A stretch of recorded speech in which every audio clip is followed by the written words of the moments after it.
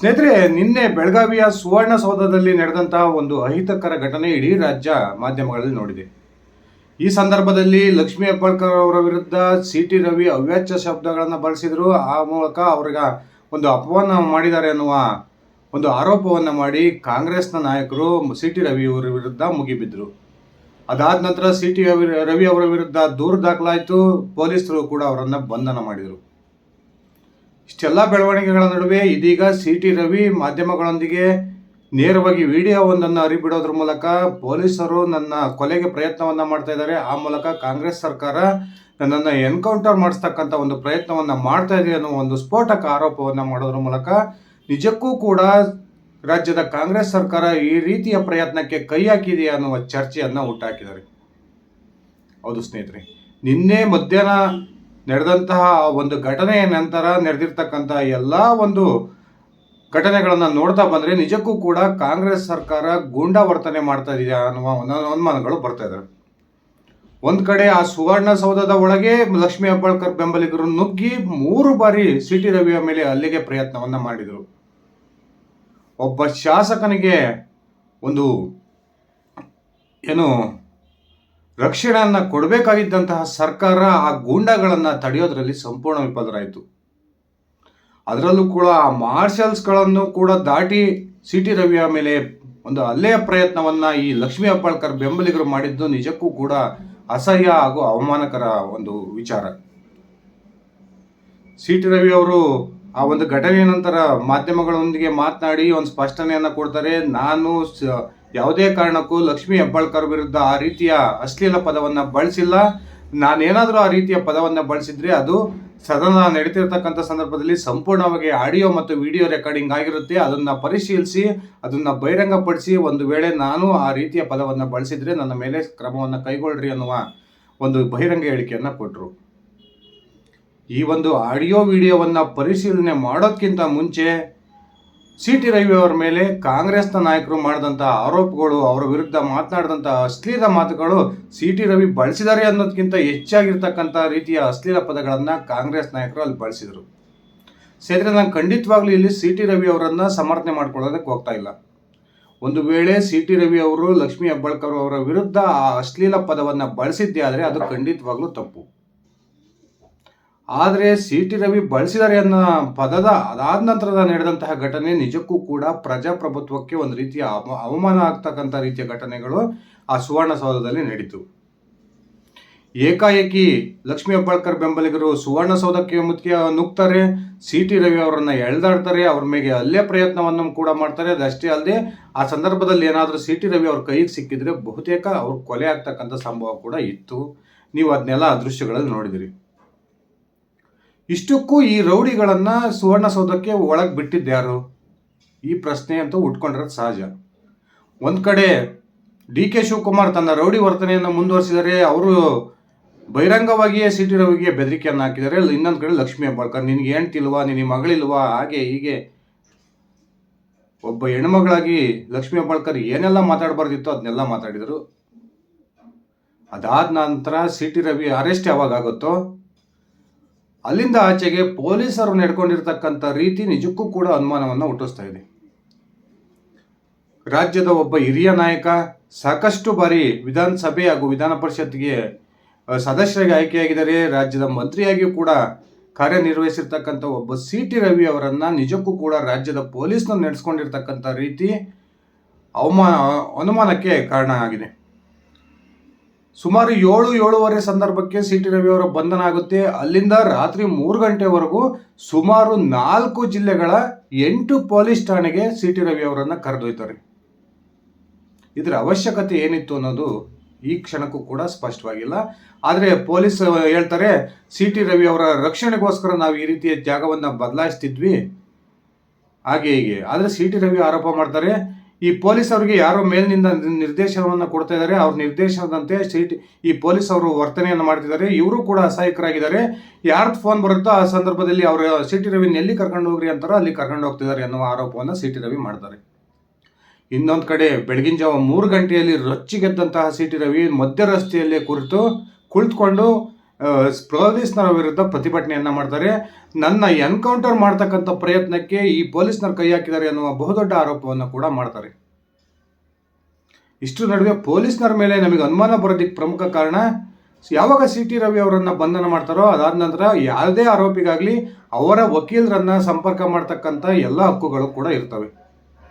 ಆದರೆ ಸಿ.ಟಿ. ರವಿ ಅವರನ್ನು ಭೇಟಿಯಾಗೋಕ್ಕೆ ಬಂದಂತಹ ಹಿರಿಯ ವಕೀಲರನ್ನು ಸಿ.ಟಿ. ರವಿ ಅವರ ಭೇಟಿಗೆ ಅವಕಾಶವನ್ನು ಮಾಡಿಕೊಡದೆ ಸರಿಸುಮಾರು 1 ಗಂಟೆಗಳ ಕಾಲ ಅವರನ್ನು ಕಾಯಿಸಿ ಒಂದು ರೀತಿಯ ಸಿ.ಟಿ. ರವಿ ಅವರ ಮಾನವ ಹಕ್ಕಿಗೆ ಚ್ಯುತಿಯನ್ನು ಪೊಲೀಸ್ನವರು ತಂದಿದ್ದಾರೆ ಅಂದರೆ ತಪ್ಪಾಗೋದಿಲ್ಲ. ಇನ್ನೊಂದು ಕಡೆ ಬೆಳಗಿನ ನಾವು ದೃಶ್ಯ ಮಾಧ್ಯಮಗಳಲ್ಲಿ ನೋಡ್ತಾ ಇದ್ದೀವಿ, ಸಿ.ಟಿ. ರವಿ ಅವರ ಹಣೆಗೆ ಗಾಯ ಆಗಿದೆ. ಒಬ್ಬ ಜನಪ್ರತಿನಿಧಿ ಆಗಲಿ ಒಬ್ಬ ಸಾಮಾನ್ಯ ಆರೋಪಿ ಆಗಲಿ ಅವನ ಹಣೆಗೆ ಗಾಯನೋ ಇನ್ನೊಂದು ಕಡೆ ಗಾಯ ಆಗಿದ್ರೆ ಅದನ್ನು ಅವತ್ತನಿಗೆ ಪ್ರಥಮ ಚಿಕಿತ್ಸೆಯನ್ನು ಮಾಡಿಸ್ಬೇಕಾಗಿರ್ತಕ್ಕಂಥದ್ದು ಯಾರು ಅರೆಸ್ಟ್ ಮಾಡಿರ್ತಾರೋ ಅವ್ರ ಕರ್ತವ್ಯ. ಅಷ್ಟೊಂದು ಗಾಯ ಆಗಿ ರಕ್ತ ಸುರಿತಿದ್ರು ಕೂಡ ಸಿ.ಟಿ. ರವಿ ಅವರಿಗೆ ಒಂದು ಸಣ್ಣ ಪ್ರಥಮ ಚಿಕಿತ್ಸೆಯನ್ನು ಮಾಡಿಸೋದ್ರಲ್ಲೂ ಕೂಡ ಪೊಲೀಸ್ನವರ ನಿರ್ಲಕ್ಷ್ಯವನ್ನು ಮಾಡಿರ್ತಕ್ಕಂಥದ್ದು ಅನೇಕ ಅನುಮಾನಗಳಿಗೆ ಕಾರಣ ಆಗಿದೆ.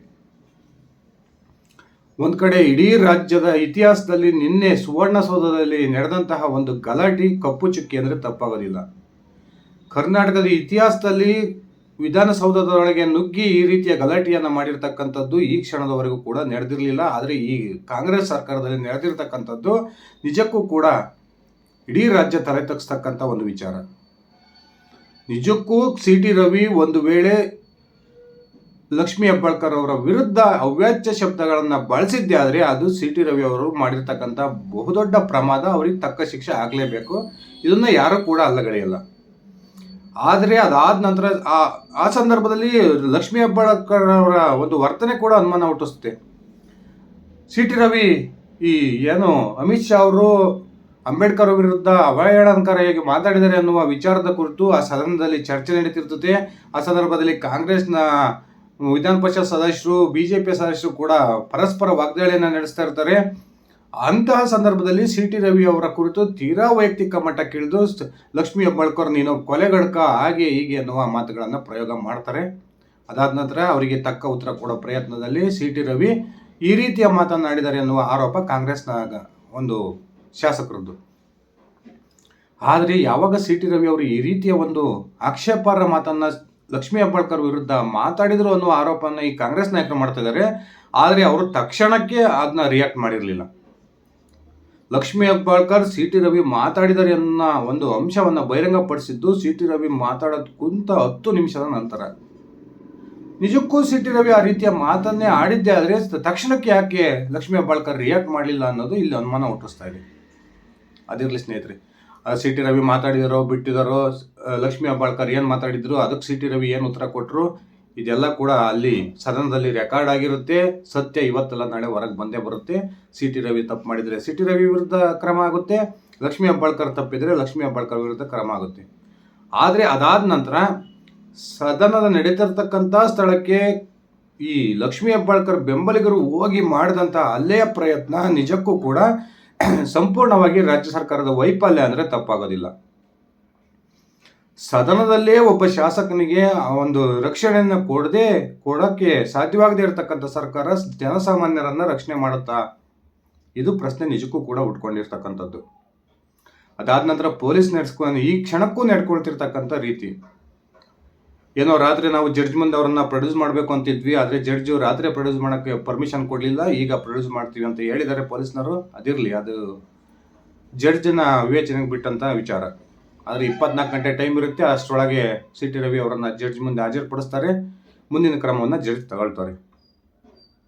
ಆದರೆ ಸಿ.ಟಿ. ರವಿ ಅವರನ್ನು 4 ಜಿಲ್ಲೆಯ 8 ಪೊಲೀಸ್ ಠಾಣೆಗಳಿಗೆ ಅಲಿಸ್ತಕ್ಕಂಥ ಅವಶ್ಯಕತೆ ಏನಿತ್ತು? ಸಿ.ಟಿ. ರವಿ ಅವರ ಮೇಲೆ ಒಂದು ರೀತಿಯ ಹಲ್ಲೆ ಆಗಿದೆ, ಅವರ ಹಣೆಯಲ್ಲಿ ರಕ್ತ ಬರ್ತಾ ಇದೆ. ಕನಿಷ್ಠ ಒಂದು ಮಾನವೀಯತೆಯನ್ನು ಇಟ್ಕೊಂಡು ಕೂಡ ಪೊಲೀಸ್ನವರು ಅವರ ಮೇಲೆ ಒಂದು ಪ್ರಥಮ ಚಿಕಿತ್ಸೆಯನ್ನು ಕೊಡದೇ ಇರತಕ್ಕಂಥದ್ದು ಕೂಡ ಬಹುದೊಡ್ಡ ಅನುಮಾನಕ್ಕೆ ಕಾರಣ ಆಗಿದೆ. ಸ್ವತಃ ಸಿ.ಟಿ. ರವಿ ಅವರೇ ಪೊಲೀಸ್ನವರು ನನ್ನ ಹತ್ಯೆಗೆ ಪ್ರಯತ್ನವನ್ನು ಮಾಡ್ತಿದ್ದಾರೆ ಅನ್ನುವ ಆರೋಪವನ್ನು ಮಾಡಿದ್ದಾರೆ. ಇನ್ನೊಂದು ಕಡೆ ಯಾವಾಗ ವಕ್ಫ್ ವಿಚಾರಕ್ಕೆ ಸಂಬಂಧಪಟ್ಟಂತೆ ವಿಜಯೇಂದ್ರ ಮೇಲೆ ಕಾಂಗ್ರೆಸ್ನ ಸದಸ್ಯರು ಬಹುದೊಡ್ಡ ಆರೋಪವನ್ನು ಮಾಡಿದ್ರು. ವಿಜಯೇಂದ್ರ ಅವರೇ ಅನ್ವರ್ ಮಾಣಿಪಾಡಿಗೆ 150 ಕೋಟಿ ರೂಪಾಯಿಗಳ ಒಂದು ಆಫರನ್ನು ಕೊಟ್ಟಿದ್ರು. ಆ ಮೂಲಕ ಈ ವಕ್ ವಿಚಾರವನ್ನು ಮುಚ್ಚಾಕ್ತಕ್ಕಂಥ ಪ್ರಯತ್ನಕ್ಕೆ ಕೈ ಹಾಕಿದ್ರು ಅನ್ನೋ ಆರೋಪವನ್ನು ಮಾಡಿದ್ರು. ಆ ಸಂದರ್ಭದಲ್ಲಿ ವಿಜೇಂದ್ರ ಅವರ ಬೆನ್ನಿಗೆ ನಿಂತಿದ್ದಂತಹ ಯತ್ನಾಳ್ ಒಂದು ಮಾತನ್ನು ಸದನದಲ್ಲಿ ಹೇಳಿದ್ರು. ನೀವೆಲ್ಲರೂ ಕೂಡ ಗಮನಿಸಿರ್ಬೋದು ಸ್ನೇಹಿತರೆ. ಯಾರು ನಿಮ್ಮ ಸರ್ಕಾರದ ವಿರುದ್ಧ, ನಿಮ್ಮ ಪಕ್ಷದ ವಿರುದ್ಧ ಏರು ಧ್ವನಿಯಲ್ಲಿ ಮಾತಾಡ್ತಾರೋ ಅವರನ್ನ ಮುಗ್ಸಕ್ಕಂಥ ಪ್ರಯತ್ನಕ್ಕೆ ನೀವು ಕೈ ಹಾಕ್ತೀರಿ. ಅದೇ ಉದ್ದೇಶಕ್ಕೆ ಈಗ ಆಧಾರರಹಿತ ಆರೋಪವನ್ನ ವಿಜೇಂದ್ರ ಅವರ ಮೇಲೆ ಮಾಡ್ತಾ ಇದ್ದೀರಿ. ಹಾಗಾದ್ರೆ ನಿಮ್ಮನ್ನ ಯಾರೂ ಕೂಡ ಪ್ರಶ್ನೆ ಮಾಡಬಾರ್ದು ಅನ್ನುವ ಒಂದು ಮಾತನ್ನ ಕಾಂಗ್ರೆಸ್ನವರಿಗೆ ಕೇಳಿದ್ರು. ಈಗ ಸಿ ಟಿ ರವಿ ಅವರ ಮೇಲೆ ನಡೀತಿರ್ತಕ್ಕಂಥ ಒಂದು ಷಡ್ಯಂತ್ರವೂ ಕೂಡ ಇದರ ಮುಂದುವರೆದ ಭಾಗ ಅಂದ್ರೆ ತಪ್ಪಾಗಲ್ಲ ಅನ್ನುವ ಮಾತುಗಳು ಈಗ ರಾಜ್ಯದಲ್ಲಿ ಕೇಳಿ ಬರ್ತಾ ಇದ್ದಾವೆ. ಸಿ ಟಿ ರವಿ ಕೂಡ ಸಮರ್ಥವಾಗಿ ಕಾಂಗ್ರೆಸ್ನ ವಿರುದ್ಧ ಸದನದಲ್ಲಿ ಒಳಗೆ ಹಾಗೂ ಹೊರಗೆ ಮಾತನಾಡ್ತಿದ್ರು. ಸಿ ಟಿ ರವಿ ಅವರನ್ನ ಈಗ ಅವರು ಬಾಯಿ ಮುಚ್ಚಿಸಬೇಕು ಅನ್ನೋ ಕಾರಣಕ್ಕೆ ಕಾಂಗ್ರೆಸ್ ಈ ರೀತಿಯ ಷಡ್ಯಂತ್ರವನ್ನ ಮಾಡಿದೆಯಾ ಅನ್ನೋ ಅನುಮಾನ ಈಗ ರಾಜ್ಯದ ಜನರಿಗೆ ಬಂದಿದೆ.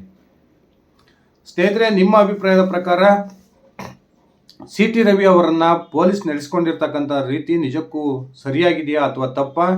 ಸಿ ಟಿ ರವಿ ಅವರು ಮಾಡಿರ್ತಕ್ಕಂಥ ಆರೋಪದ ಪ್ರಕಾರ ಸಿ ಟಿ ರವಿ ಅವರ ಕೊಲೆಗೆ ಪ್ರಯತ್ನಕ್ಕೆ ಕಾಂಗ್ರೆಸ್ ಸರ್ಕಾರ ಕೈಯಾಗಿದೆಯಾ? ದಯವಿಟ್ಟು ಕಮೆಂಟ್ ಮಾಡಿ. ಇದು ಇಷ್ಟ ಆಗಿತ್ತು ನನ್ನ ಇವತ್ತಿನ ಈ ವಿಡಿಯೋ. ನಾನು ಕೊಟ್ಟಿರ್ತಕ್ಕಂಥ ಮಾಹಿತಿ ನಿಮ್ಗೆ ಇಷ್ಟ ಆಗಿದ್ರೆ ಈ ವಿಡಿಯೋಗೆ ಲೈಕ್ ಮಾಡಿ, ಶೇರ್ ಮಾಡಿ, ಕಮೆಂಟ್ ಮಾಡಿ. ನೀವೇನು ನನ್ನ ಇಟ್ಕೆ ಮತ್ತು ಯೂಟ್ಯೂಬ್ ಚಾನಲ್ಗೆ ಸಬ್ಸ್ಕ್ರೈಬ್ ಮಾಡ್ಕೊಂಡಿಲ್ಲ ಅಂದರೆ ದಯವಿಟ್ಟು ಸಬ್ಸ್ಕ್ರೈಬ್ ಮಾಡಿಕೊಂಡು ಬೆಲ್ ಬಟನ್ನ ಕ್ಲಿಕ್ ಮಾಡಿ. ಧನ್ಯವಾದಗಳು ಸ್ನೇಹಿತರೆ. ಶುಭ ದಿನ.